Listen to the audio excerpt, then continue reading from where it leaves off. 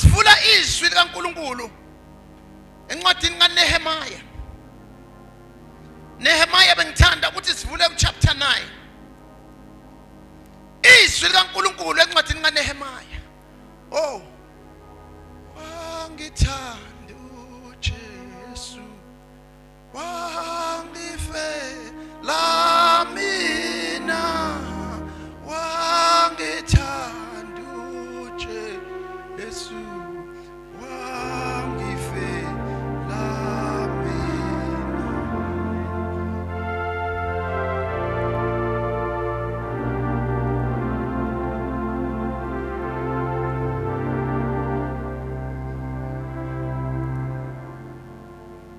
Oh my Jesus. Kunomuntu okuthandile mntaka baba. Kunomuntu okuthandile mntaka baba. Akuthanda ungazange uqala ukumthanda, kodwa wakuthanda yena. Lamazwi ngizofunda kuona lapha encwadini kaNehemiya chapter 9. Soqala ukufunda ku verse 14. Wabazisa isabatha,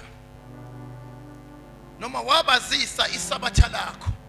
Nehemiya mayikhuluma ekhuluma naNkulunkulu, ngoba ebona ubuhlungu Nehemiya abantwana bakwaIsrayeli abahleli phansi kwabo begqilazekile bethunjiwe. Uyabona uNehemiya ukuthi ukuhlala kanje akusizi ngalutho. Kuhle ukuba siphenduke sivume izono zethu. uNehemiya indoda yaba nesibindi, yasuka kwi-comfort zone, yathi ngcono ngihambe ngiyomela isizwe sakithi, ngihambe ngiyovuma izono engingazenzanga mina kodwa ezenziwe isizwe sakithi, kodwa ngizithathe lezono ngizenze kube ezami. Wazithatha uNehemiya wazenza kwaba ezakhe, kwaba nguye oyakoguqa phambi kaSomandla, kwaba nguye oyobethelwa phambi kaSomandla, ezibethela ngezono yena angazenzanga. Lalela, angikhulumi ngoJesu kodwa ngikhuluma ngoNehemiya. Kungenzeka mhlobo wami uthi uhleli phansi nje, kunezono esenziwe umndeni wakho, wabaleka wena weze esontweni wathi angibashiye kanjalo. Ngabe uthe mawufika esontweni wathini?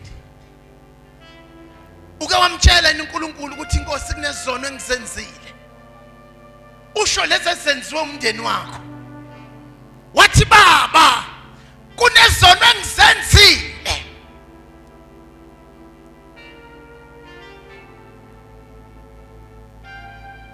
Lombhalo uthi wabazisa isabatha lakho. uNkulunkulu wabazisa isabatha lakhe. Azisa bani? Abantwana bakwaIsrayeli. Kusho bani? Kusho uNehemiya. Usho kubani? Usho uNkulunkulu. Leli sabatha leli labelingcweliswe uNkulunkulu, wabayala ngemiyalo nangezimiso nangomthetho ngesandla sikaMoses inceke yakho. Ngesandla sikaMoses inceke yakho.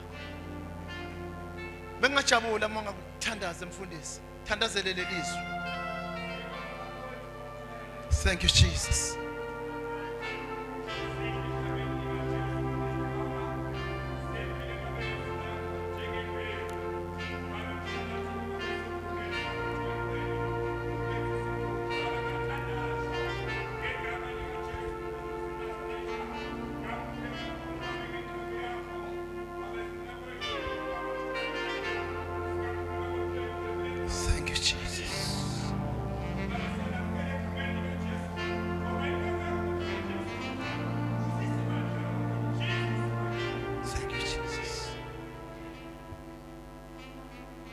Lelizwi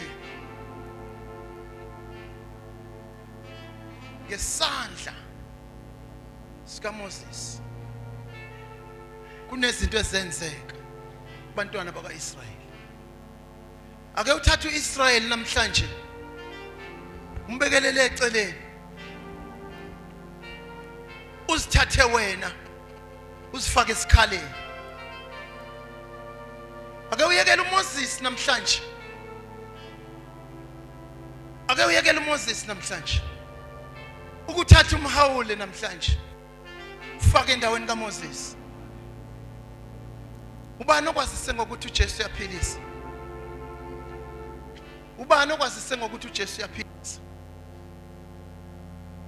Lo muntu okwazise ngokuthi uJesu uyaphilisa, lo muntu lowo wayibanjwe isandla sikaNkulunkulu ukuthi lo muntu azovusa wena, ukuthi lo muntu azosiza wena, ukuthi lo muntu azophakamisa wena, ukuthi lo muntu azocelela wena kuSomandla, ngoba uSomandla ukhombisile isabatha lakhe.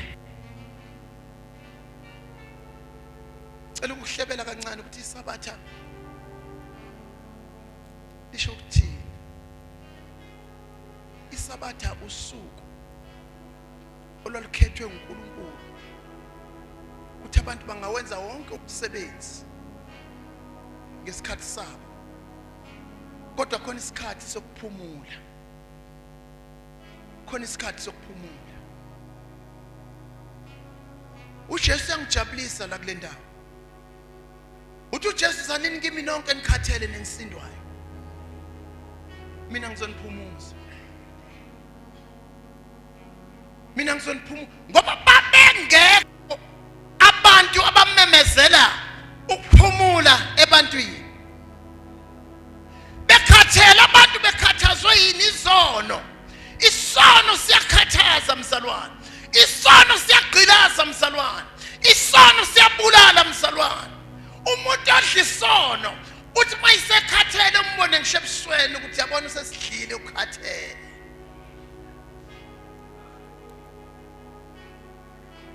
Umuntu odla isono akanako ukuphila, hlale ecabanga amanga njalo ukuthi konje ngizophuma kanjani namhlanje. Business on. Khathaleke ithi inhloboni yesono. Kenzeka ukuba uyisela uyeba. Ilanga lakho namhlanje lokuthi usizakale. Kuyisono ukweba. Kenzeka ukuthi uyisibhema kwaya usase ngahlukana kanjani nokwaya. This is your chance. uNkulunkulu namhlanje ufohlile. Fohlile uNkulunkulu namhlanje. Fohlile uNkulunkulu namhlanje. Awutshela makhelwane wakho makhi. Ufohlile uNkulunkulu namhlanje. Kungenzeka mntaka baba ukuthi usudlala utshwala usazi ungaphuma kanjani otshwaleni. Ufohlile uNkulunkulu namhlanje. Kunabantu abadlala isinemfu sebekhathele ukubhema isinemfu, ngenzeka kuba namhlanje ufohlile uNkulunkulu. Fohle isinemfu sikhona, afohle uNkulunkulu. Lithi iBhayibheli lami konke okungaveli ekukholweni kuyisono. uNehemaya utshela uNkulunkulu ngezinto uNkulunkulu azenzile. uNehemaya ukhumbuza uNkulunkulu ngezinto uNkulunkulu azenzile. Uyakukhumbuza umhamba ngezinto uNkulunkulu azenzile. Chiliza namhlanje umi phambi kwakho uyakukhumbuza ngezinto uNkulunkulu azenzile empilweni yakho. Senezinto uNkulunkulu asazozenza empilweni yakho. Uma namhlanje wena uthi ngempela lo uyindodana kaNkulunkulu, uzobona umehlola, uzobona imhlola. Lithi iBhayibheli ngesandla sikamhawuli,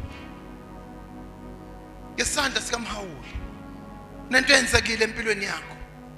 Namhlanje enulana nje kungenxa yenceke kaNkulunkulu. Kunento inceke kaNkulunkulu eyenzile empilweni yakho. Ngabe uyayibonga yini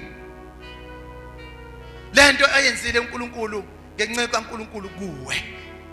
Thi lo mbhalo wami wabanika isinkwa esivela ezulwini ngokulamba kwabo. Labantu bebengamfuni uNkulunkulu, labantu bebemelene naNkulunkulu, kodwa uNkulunkulu wasusa wasusa amehlo akhe ekumelaneni kwabo naye, wathi ngizobafida, ngizobapha isinkwa badle ekulambeni kwabo, ngoba kulento ihambayo mntaka baba, kulento igijimayo mhlobo wami, wehlikelwa ukulamba. Bekhona abantu besuthiswa izwi likaSomandla. Wena ubhizi usemathaveni, bayadla abantu, badla izwi. Ubhizi wena wenza amasu okuphila ngaphandle. Lalela baleka, ukhona uSomandla, uyakusuthisa, uyakusuthisa, uyakusuthisa. Lithi lelizwi wabanika isinkwa esivela ezulwini ngokulamba kwabo, wabakhiphela amanzi edwaleni ngokoma kwabo, wabayala ukuba bangene ukulidla izwe owabaphakamisa ngalo isandla sakho ukuba ubanike lona. uNkulunkulu ukwenzile konke. Khipha amanzi edwaleni bazalwane. uNkulunkulu bazalwane udlela olwandle. Kenzeka namhlanje uhleli phansi ukhathazekile, awazi ukuthi uzothatha ini uhlanganise nani kuze kuphume lento oyidingayo. Ngenzeka uba uhleli phansi namhlanje udinga umsebenzi. Ngenzeka uba uhleli phansi namhlanje udinga indawo yokuhlala. Kodwa ngicela ukukusiza, uNkulunkulu wabapha isinkwa ekulambeni kwabo. uNkulunkulu wabapha isinkwa ekulambeni kwabo. Namhlanje uNkulunkulu angakwenzela umhlola empilweni yakho. Ngenzeka kuba kade ugula ungazi ukuthi uzosizwa yini. Usuyile kodokotela, bakuhlaba udokotela ngama-injections. Usuyile kodokotela, babhala incwadi ezahlukahlukene bekuthumela ko-Pretoria ubuya. Kodwa lalela la, injabulo ayizange ibe khona empilweni yakho. Sikhona isandla sikaJehova, sikhona isandla sikaJehova. Namhlanje lesandla singakuthinta, namhlanje lesandla singakuvusa, namhlanje lesandla singakushukumisa, ngoba lesandla lesi kumele sisebenze. uNkulunkulu wasebenza ngesandla senceku yakhe. Ikhona inceku, ikhona inceku. Fanele kube khona okwenzakalayo, fanele kube khona okwenzakalayo. Kenzeka mntaka baba, dala ugula, ulala uvuka, ungenzeki lutho empilweni yakho. Today is your night. Today is your night. Tell your neighbor, my neighbor, my neighbor, today is my night. Today is my night. Today is my night. Clap hands for Jesus. Namhlanje mama, namhlanje ubusuku bakho lobu mama, namhlanje ubusuku bakho. Tonight is your night, my mother. In the name of Jesus, in the name of Jesus, in the name of Jesus, in the name of Jesus. Leli gama liyaphilisa, leli gama liyaphila, leli gama liyaphilisa. My Jesus. Kenzeka kuba ubusucabanga nokuzibulala, ngoba uthi mawuthi uyabheka ubone ngathi umhlaba usakufanelanga. Lalela la, ungazilimazi, ungazibulali, sikhona sonke. Ungazibulali, sikhona sonke. Ungazibulali, sikhona sonke. Lithi lelizwi leli,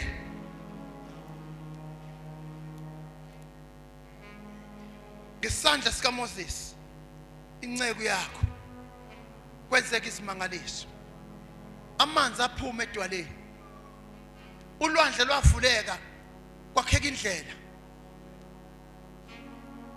Abantwana baka-Israyeli bathi mabebuka ulwandle lukhulile luyingangamela lungaka, bethi babheke emuva bathola ama-Egyptians ezile gijima ngey'nqola zawo namahashi. Baqala bathi, Moses, bese kuphela amathuna yini eGibhithe? ukuthi singazofela la,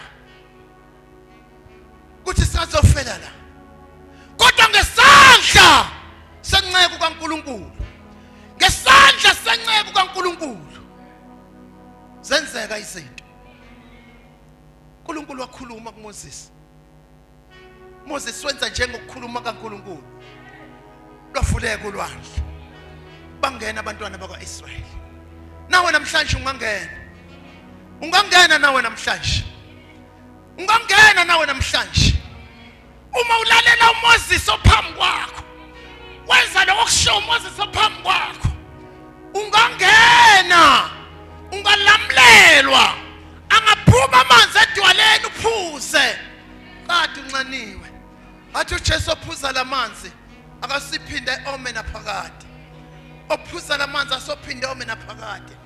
Uma uphuza amanzi aphuma edwaleni, iBhayibheli lami lithi uJesu ilidwala, uJesu ilidwala. Namhlanje kumele uphuza amanzi aphuma edwaleni bese uyaphila. Shunyayeliwe bazalwane, shunyayeliwe bantu bakithi. Uyazi ukuthi sekushunyayelwa ematendeni, kwadlulwa ematendeni kwashunyayelwa kuma-stadiums, kwadlulwa kuma-stadiums kwashunyayelwa kumahholo amakhulu aphakathi namadolobha, kwadlula lapho kwashunyayelwa kuma-TV. Uma ungavula nje ama-channels athize kwi-TV namhlanje uzothola amadoda kaNkulunkulu ejulike emanzi akhuluma le ndaba yokuthi ukhona uJesu ophilisayo. Kodwa usalokhu ufana nakuqala, awuphenduke, kwenze njani?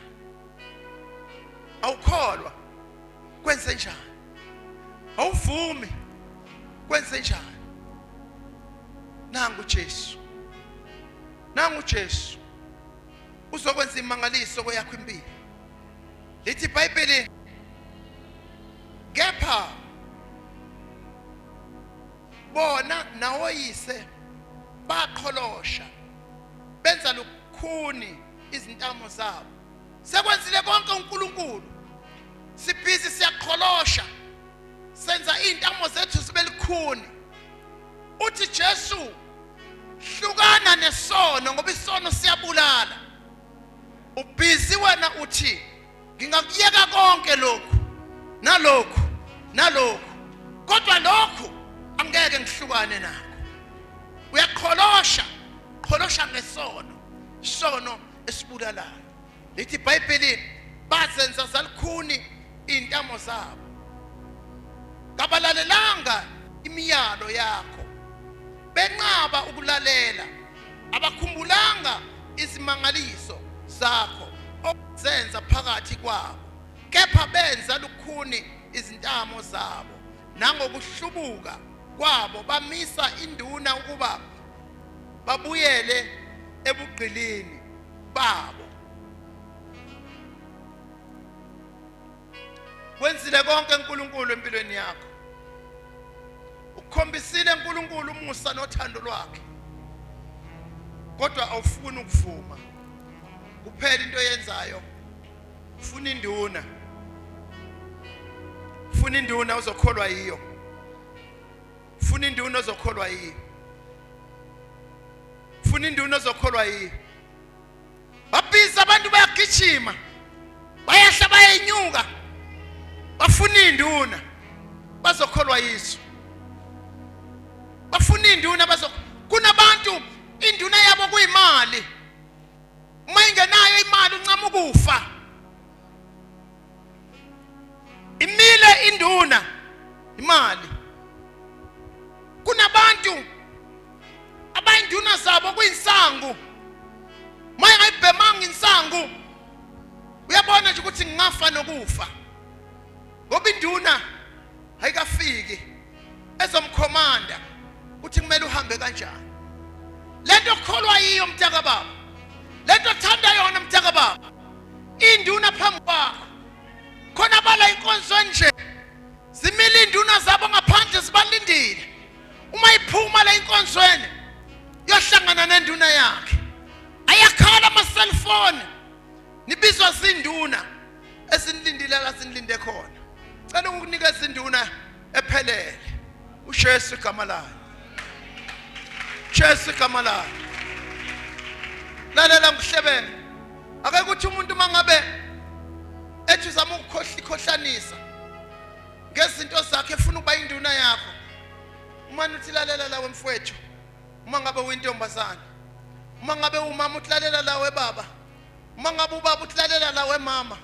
Noma lalela lawe sisi. uJesu khona. Ola emahlelena. uJesu khona. Ola emahlelena. Emahlelena luhlaza. Ola emahlelena. Emahlelena luhlaza.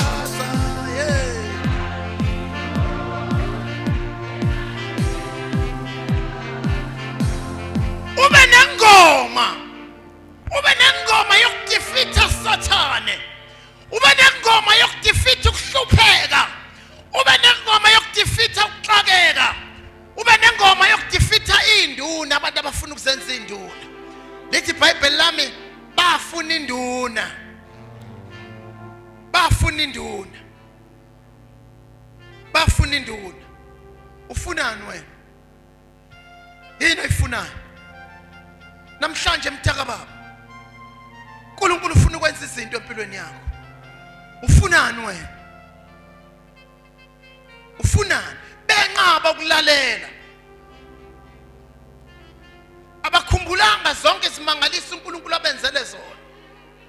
Kodwa bafuna induna. Bafuna induna. Bafuna induna. Uyayibona induna uthi inobungozi obungakanani? Induna inobungozi. uNkulunkulu uyena yedwa omqalisi nomphelelisi ukukholwa kwakho. Lisho njalo iBhayibheli. Jesu lengikhuluma ngayo. He is Alpha and Omega in your life. He is Alpha and Omega in your life. No matter ukuthi abantu sebethini ngawe. Sebeqedile abantu ngawe. Bathi uNkulunkulu uyaqala.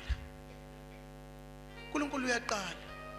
Ngenzeka mntanami ukuthi ithemba bese liphelile kuwe. Washiwa abazali umncane. Phila ngaphansi kwe step mother. Okanye uphila ngaphansi kwe step father. Uthi uJesu yena unguyise weintandane. Uyindoda yabafelokazi. Wahanjelwa indoda mama. Uyahlukumezeka namhlanje. Fika nombani nje afika dlalele phezu kwakho. Lalela la yekela abantu. Thatha Jesu njengenkosi nomsindisi. Uthi yena uyindoda yabafelokazi. Kodwa kunento ekufanele uyenzile. Usena uNkulunkulu kube nento efanele ayenze empilweni yakho. Oh my Jesus. So hamba nawe. Sencwadini benifunda kakhulu kulamalanga adlulile. Nencwadi benifunda kakhulu kulamalanga adlulile. Angazi uma nifundile kodwa ngithi nifundile. Nayi le ncwadi engikhuluma ngayo.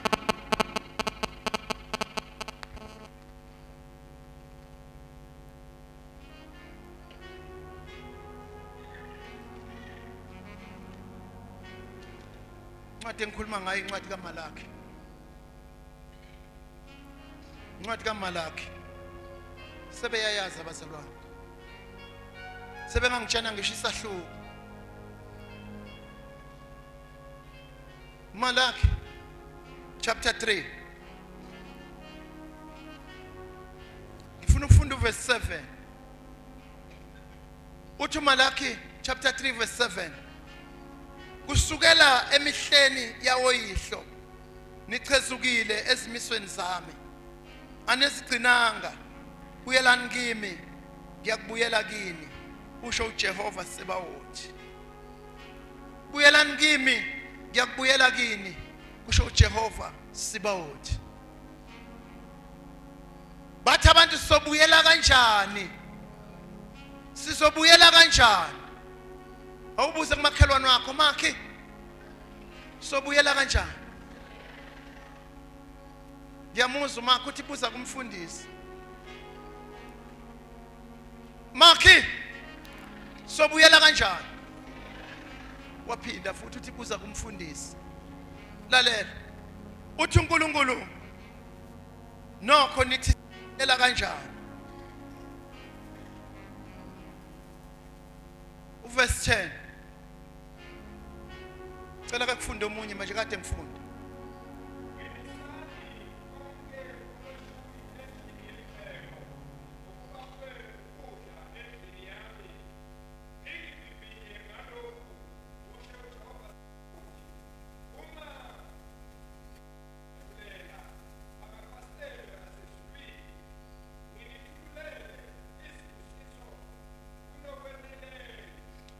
Sawubuyela kanjani? Uyaphendula uNkulunkulu. Lapho verse 10 uyaphendula uNkulunkulu. Uthi ngenisani konke. Ngenisani konke. Ngoba abantwana bakaIsrayeli babengasangenisi konke. Wasuka. Noma besukile uNkulunkulu. Bathi uNkulunkulu wayilokho emile nje ethulile ethi buyelani kimi. Ngiyanibona nibalekile, buyelani kimi. Buyelani kimi.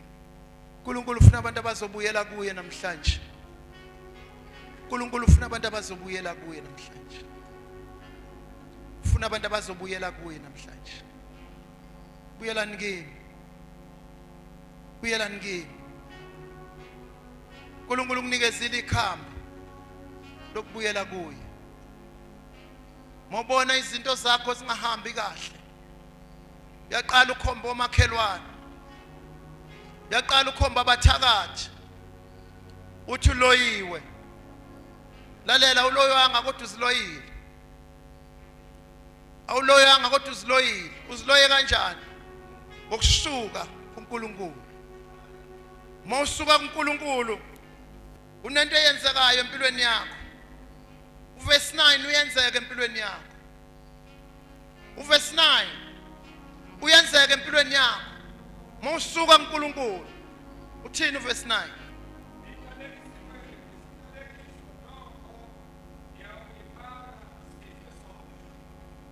Yazi ngiyathanda leli Bhayibheli ngoba lisitshena into eyenzekayo uma usukile kuNkulunkulu. Lithi iBhayibheli wehlikelwa isiqalekiso. Isiqalekiso bazalwane ngeke usibambe ngesandla. Isiqalekiso ngeke usibone ngamehlo enyama. Kodwa isiqalekiso into eyenzekayo empilweni yakho. Into eyenzekayo empilweni yakho. Kenzeka namhlanje kuba bakhona abantu abawele kulesimo esifana nalesi. Bakhona abantu abawele kulesimo esifana nalesi. Uthi umuntu angisayifuni lento engiyo. Ngikhathele lento engiyo. Ndaka baba ukhona uJesu. Mayisiza impilo yakho namhlanje. Ungayisiza impilo yakho namhlanje. Kwenze njani kuwe? Uthini ngaphakathi kuwena? Mawungena endlini enkulu kangaka. Ubone kunedust nje phansi. Wathi uzofuna Jesu. Uzofuna Jesu. uJesu uthi, "Zanini kimi nonke nikhathele nenisindwayo. Mina ngizoniphumuza." Ngilethe Jesu ozophumuza impilo yakho namhlanje mhlobo wami. Ngilethe Jesu ozophumuza impilo yakho. Nangu uJesu. Nangu uJesu ozophumuza impilo yakho. Bangakho abakhathele la. Bebaphakamisa izandla ngibabona. Othi nje I'm tired. I need Jesus. Or I'm tired. I need redeemer. I need someone who will redeem my life. I need someone who will redeem my life. Kenza kubukhathele. Ngahlala phansi mntanami. Ngahlala phansi mama. Ngahlala phansi baba. Uzwa ngempela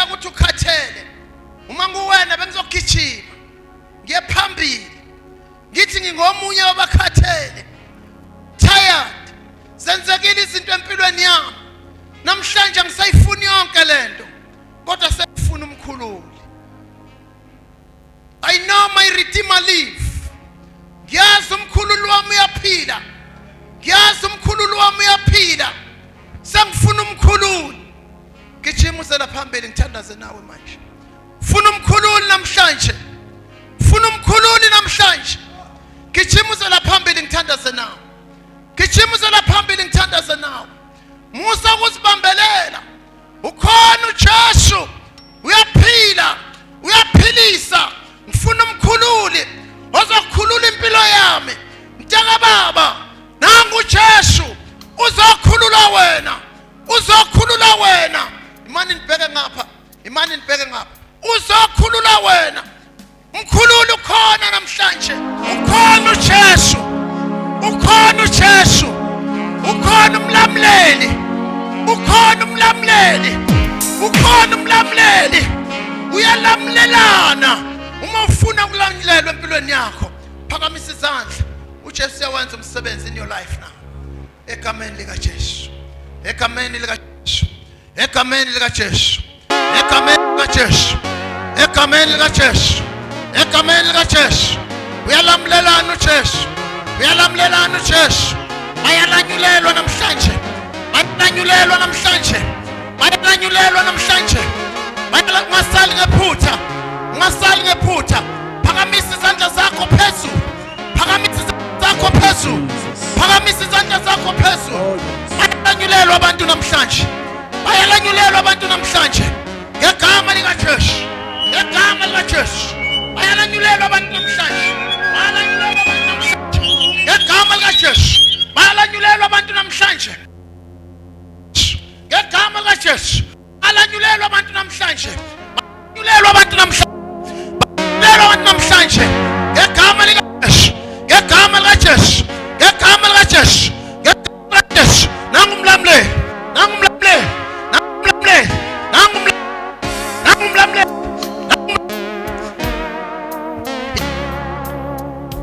Ngegama lika Jesu. Ngegama lika Jesu. Ngegama lika Jesu. Ngegama lika Jesu. Ngegama lika Jesu. Ngegama lika Jesu. Yale impilo yakho namhlanje. Ngegama lika Jesu. Allow Jesus to take control over your life. Allow Jesus to take control over your life. Cela bonke abantu abasha bezela phambili. Othi musha nje sukumezela phambili. Uma musha nje sukumuzela phambili. Othi musha nje gijimuzela phambili. Gijimuzela phambili. Gijimuzela phambili. Gijimuzela phambili. Shesha. Mawuthi ngimusha nje uze phambili. Amadimoni adlala ngani? Ila iqala khona la kinina. Abaningi benu banenkinga even ezikoleni. Awuhambi kahle esikoleni. Hayi ngoba wisdom, kodwa ingoba amadimoni akhwele phezu kwakho.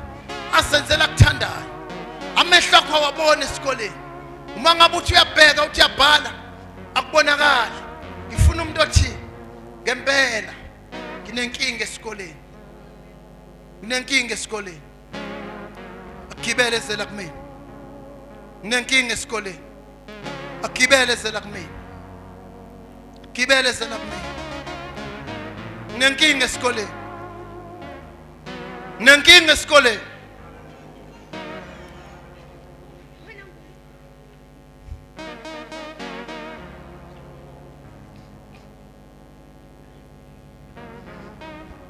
Ome kanjalo, ome kanjalo, ome kanjalo.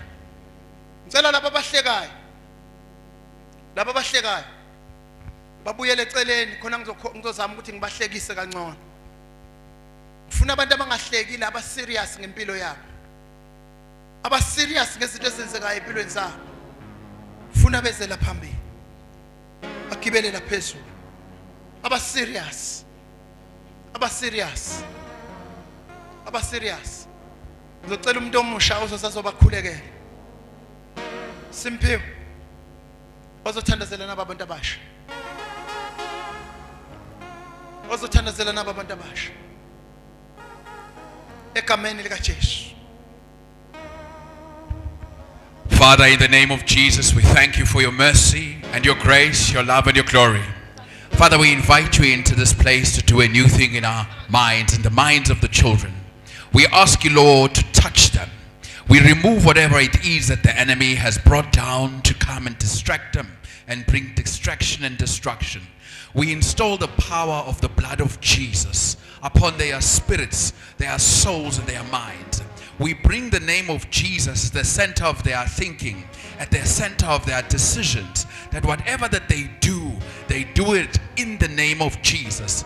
Jesus, we invite you at the center of their hearts, the center of their minds, the center of their spirits, the center of their souls, the center of their conversations, that in anything and everything that they do, Jesus is the first name they say, and Jesus is the last name they say. Father, we thank you for what you keep on doing in your children's hearts. Father, we thank you for what you keep on doing in their minds. We thank you, Lord, for the AIDS. We thank you, Lord, that a new thing is happening right now. We come against spirits of distractions, spirits that come from the kingdom of darkness, as we install the power of God, as we install the name of Jesus, as we install the blood of Jesus upon their minds, their spirits, their souls and bodies. In Jesus' name we pray. Amen.